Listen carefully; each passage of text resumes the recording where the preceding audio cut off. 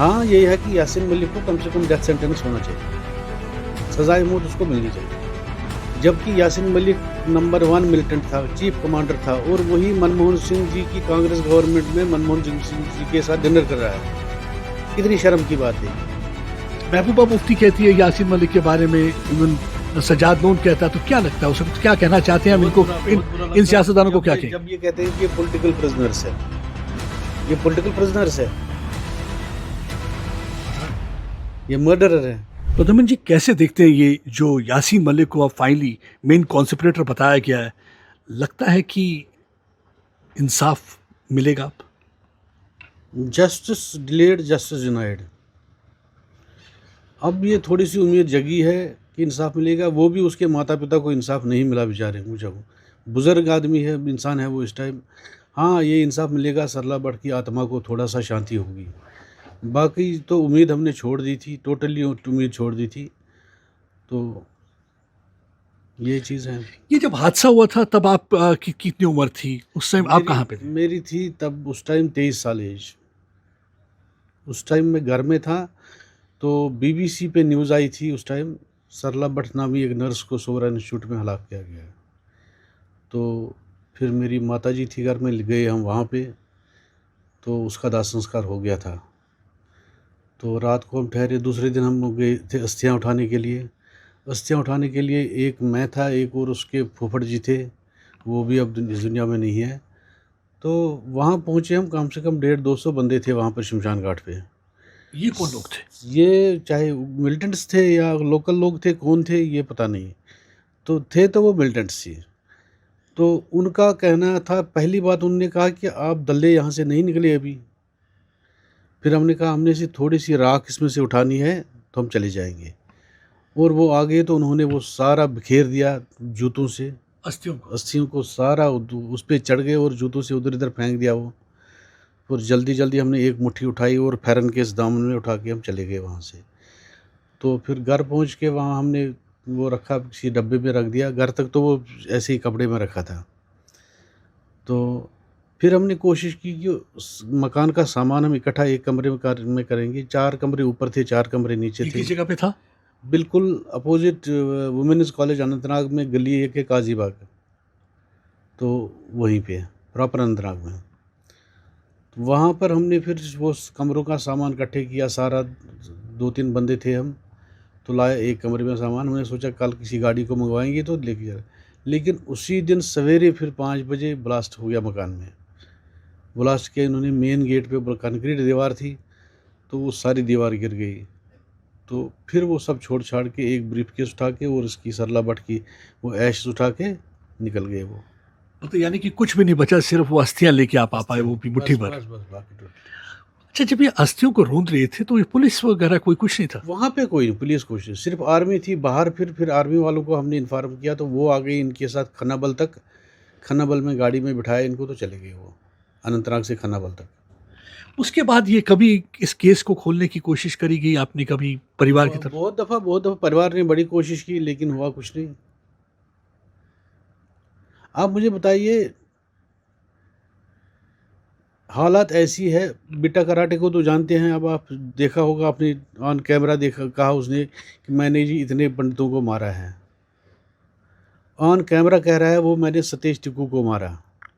सबसे पहला मर्डर उसने वही किया है। उसके साथ क्या हुआ उसके साथ? बिट्टा कराटे ठीक से है, बच्चा बैठा है भला चंगा भला। यासीन मलिक को अब पकड़ के रखा है इन्होंने, कौन सा इंसाफ मिल रहा है? 3 बंदे उसमें पहले ही मर गए हैं, एक पाकिस्तान में घूम रहा है। अब कौन सा इंसाफ है ये? क्या चाहते क्या आप? जैसे यासीन मलिक इस समय तिहाड़ जेल में है और वो चलकू जो है वो इस समय पाकिस्तान में, क्या चाहते कि गवर्नमेंट ऑफ इंडिया को कोशिश करनी चाहिए उसको वापस लाने की?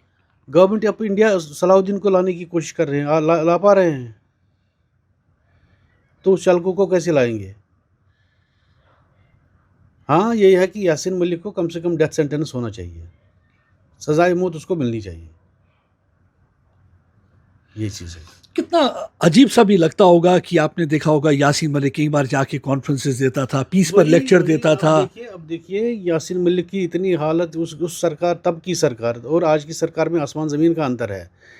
जबकि यासीन मलिक नंबर 1 मिलिटेंट था, चीफ कमांडर था और वही मनमोहन सिंह जी की कांग्रेस गवर्नमेंट में मनमोहन सिंह जी के साथ डिनर कर रहा है। कितनी शर्म की बात है ये। तब की गवर्नमेंट और आज की गवर्नमेंट, मुझे लग रहा है कि ये इस गवर्नमेंट ने ऐसे कदम उठाए हैं कि इनको थोड़ी-सी सज़ा मिले। आपको उस समय कितना दर्द होता था जब आप देखते थे ये? बहुत दर्द होता है, कब कैसे बयान करें वो? बार-बार याद आता है जैसे आप लोग इस टाइम मेरे पास आ गए। नहीं कहा जा रहा है, अंदर से सीना छल नहीं हो रहा है। कोई चीज़ ऐसी याद है सरला जी की जो उससे पहले कभी कोई मुलाकात आपके साथ हुई थी, कोई ख़ास बात? बिल्कुल, हमारे घर में शादी थी, मेरी सिस्टर की शादी थी, वो आई थी कम से कम 15-20 दिन। उसकी ज़्यादा अटैचमेंट थी मेरी मदर के साथ, मासी थी मेरी मदर उसकी, तो उसके साथ ज़्यादा अटैचमेंट थी और उस वजह से हमें भी इसके साथ अटैचमेंट ज़्यादा थी। उससे कोई 6-7 महीने पहले अगस्त 89 में शादी थी घर में, तो बैठी थी 15-20 दिन। बहुत हँसे, खेले, हम बच्चे ही थे।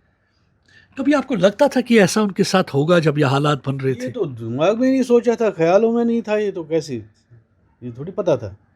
कितना दुःख होता था? आज चार्जशीट में भी साफ बयान कर दिया गया कि ये पूरी कॉन्स्पिरेसी थी। उस समय भी कॉन्स्पिरेसी इन्फॉर्मर थी। जैसे बताया कि इन्होंने बिल्कुल। मुखबिरी करी है। तो इन्फॉर्म आपको कैसा लगता था ये जब मुखबिर का टैग लगा देते थे और मार देते थे? ये तो उनको टैग लगाना ही था, क्योंकि कैसे कश्मीरी पंडित यहाँ से भाग जाए। ये तो एक दहशत फैलानी थी, बाकी कोई कारण नहीं था इसका। अजीब सा लगता है कि एक जीते जी शख्स को जो वहाँ पे खिदमत कर रहा है, एक नर्स है, वहाँ पे उन्हीं के लोगों की खिदमत कर रहा है और उसको मार देते हैं। उसके बाद उसकी अस्थियों को भी रौंद देते हैं, मतलब कि मरने के बाद भी बख्शते कितनी नहीं। शर्म की बात है, कितनी शर्म की बात। और ये लोग कह रहे हैं कि हम जी किसी का हक नहीं खाते हैं, हमारे सामने हमारा हमसाया भी एक जैसा हमारे जैसा ही है, तो कि इन पे भरोसा है कोई? उस हादसे के बाद आप रातों रात निकल आए। रातों रात निकल आए। उस हादसे के बाद दूसरे दिन सवेरे निकल, जब ब्लास्ट हो गया मकान में तो बस चले गए फिर। आपको लगा कि अब यहाँ रहना नहीं। कैसे रहते, जब शमशान घाट पे कहा उन्होंने अभी नहीं निकले, अभी आप दल्ले नहीं निकले अभी यहाँ से, तो उसी दिन रात को फिर ब्लास्ट कर रहे हैं, फिर कैसे रह पाता कोई? और आधा किलोमीटर दूर वहाँ से पुलिस थी, बाहर मेन रोड पे, ये अंदर गली मोहल्ले में रहते थे। अब जैसे ये चार्जशीट फाइल हो गया है, अब आपको लगता है कि कुछ हो पाएगा इसमें आगे? उम्मीद है, बाकी कुछ नहीं कह सकते हैं। क्योंकि 35 साल का अरसा एक मामूली अरसा नहीं होता। अब देखिए 2000 फाइनली 24 में एसआईए को केस दिया गया। जब एसआईए को केस दिया आपको लगा कुछ होगा? पिछले साल भी बड़ा शोर उठा था इस पर, जैसे आपके वो अरुण शर्मा जी ने मेरे पास आप आए ये थे। मुझे बताइए, जब ये एसआईए ने केस जब हुआ सारा, तो आपको लगा कि कभी कि एसआईए कुछ कर पाएगी, अब इस केस में आगे बढ़ पाएगी? नहीं, उम्मीद नहीं थी, अब थोड़ी सी उम्मीद जगी है। अब उम्मीद जगी है। हाँ, बाकी इतने केसेस भी हैं, बाकी लोग भी चाहते हैं कि इंसाफ चाहते हैं। होना चाहिए। टिकालाल टिपलू जी है, नीलकंठ गंजू है, सरला भट्ट है, ये गिरजा टिक्कू है, सतेज टिक्कू है, किसको इंसाफ मिला आज तक? अब आपको लगता है वक्त आ गया है कि सरकार को इसमें कुछ सरकार तो कर रही है, मुझे लग रहा है कि इस सरकार की वजह से होगा। पॉलिटिकल विल लगता है? पॉलिटिकल लगता है। क्या चाहते हैं? तेजी होनी चाहिए इनमें, फास्ट ट्रैक? बिल्कुल ये फास्ट ट्रैक पे होना चाहिए। अगर ऐसे ही रहा ये अभी तक, तो 37 साल लगे। ये 35 साल की बात नहीं, 37 ईयर्स की बात है। अगर इन्होंने इंसाफ देना ही किसी को, तो ये केसेस तो फास्ट ट्रैक पे होने चाहिए। अच्छा, जब ये मुझे उस समय बताइए, जब ये हादसा हुआ, ये मार दिया गया उनको, उसके बाद भी कोई लोकल्स आए या उनमें भी डर था, वो भी आपके पास नहीं आए उस वक़्त? नहीं आ पाए वो। इनके लोकल जो थे, जो साइडों में मकान थे, एक तो प्रोफेसर साहब थे, दूसरे एक और थे, लेकिन वो भी डर के मारे नहीं आए। आ गए वो, दीवार फांद के आ गए, थोड़ी देर छुप के आ गए, तो जल्दी चले गए। क्या कह रहे थे? जबकि मेरी मदर, मैंने अपनी मदर को लिया वहाँ पर। हमारे में क्या होता है कि ये तिलक लगाकर कहीं ऐसे मातमदारी पर नहीं जा सकते हैं। मैंने मदर को घर में नहीं कहा कि ऐसे हुआ है।